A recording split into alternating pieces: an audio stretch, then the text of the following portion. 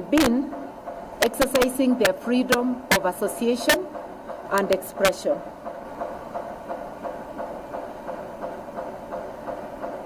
We will not tire from reminding the Ruto administration that freedom of movement, expression, and association are among the fundamental rights guaranteed in our Constitution and in the African Charter on Human and People's Rights, as well as on the International Covenant on Civil and Political Rights. On Tuesday this week, after the Halloween attack, the United Opposition presented irrefutable evidence to the Independent Policing Oversight Authority, IPOA, on this criminal assault and attempted assassination of our leaders. We expect IPOA to treat this evidence with a grave concern that it deserves. Any attempt to unlawfully take the life of a human being, regardless of ethnicity, gender, or rank, ought to be condemned in the strongest terms possible. We therefore expect IPOA to hold the commanding officer who led this assault accountable. The Inspector General of Police, Douglas Kanja, and Interior Cabinet Secretary, Kipchumba Murkomen, must be held accountable. The buck stops with them. We can no longer allow the brazen criminal acts and subversion of the rule of law to continue because of orders from above. We are saying enough is enough. We have heard Ruto saying enough is enough, but we remind him as an employee, you can never tell your employer enough is enough. You can only pack your bags and go. We are his employers. We are telling him enough is enough. This has to stop. He cannot create a Haiti-like militia in Kenya to destroy the peace and tranquility that we have been having. Fellow Kenyans, our country is ailing.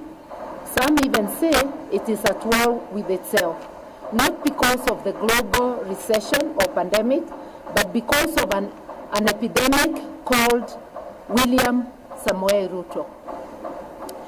The instruments of power are in the hands of a person who simply doesn't care for the well-being of the citizens he purports to govern.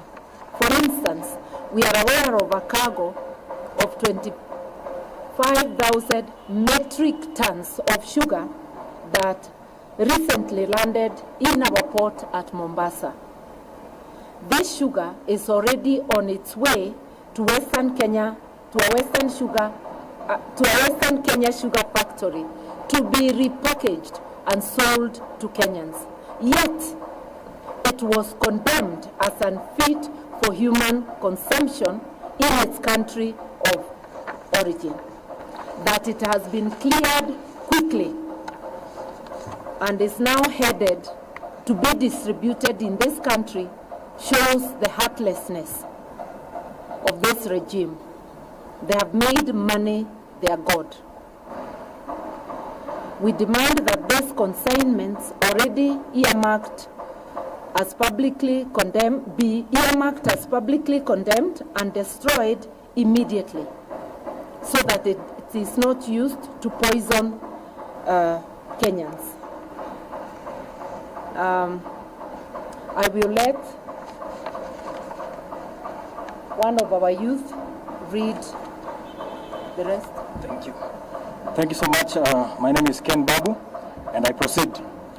Fellow Kenyans, this is a criminal regime that not only resorts to willful violence against its people, but resorts to physically harming its populace unfit for public consumption of goods, but also attempts to limit its people via willful and defunding education, which is a right.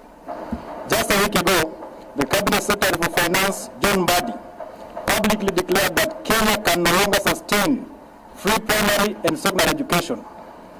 The proposed cuts to capitation and demand that Kenyan parents pay more for the education is an affront to Constitution, having been entrenched in Article 43(1)(f), which guarantees the rights to education for everyone, while Article 53(1)(b) specifically ensures every child's right for free and compulsory basic education. Hence, defining education is not only insensitive but unconstitutional. We implore us to reason to these words of Abraham Lincoln, and I quote, "Do not interfere with anything in the Constitution. That must be maintained, for it is the only safeguard of our liberties." We must tell the illegitimate regime of Mr. Ruto that Kenyans want education, health, and other basic needs, and not handouts in the name of empowerment. And therefore, we all agree that having Mr. Ruto as the Kenyan president today is one of the most historical mistakes that ever happened in this country. And therefore, one term is unstoppable. One term. One term. Another one? Yeah. It will be finished by state. Honorable. A lady. Sama lady. No, So let's have a lady. it's gone. Ndio ya mwisho. We can have a lady. Okay. Under Ruto's torrid regime, our beloved country has in under 3 years, we have been subjected to socio-economic and emotional assault as the people of Kenya, which is illegal, unconstitutional, and criminal in every form. This is not speculation. We repeat, this is a fact. Their first and only qualifying modus operandi is theft, destruction, and death as the Ruto state-governed policy. 2, they are now scrutinizing future taxes, a criminal and yes, unconstitutional move to borrow externally against future taxes without parliamentary sanction or debate. It is not only a similarly crude betrayal of public trust, but also a direct violation of the Public Finance Act.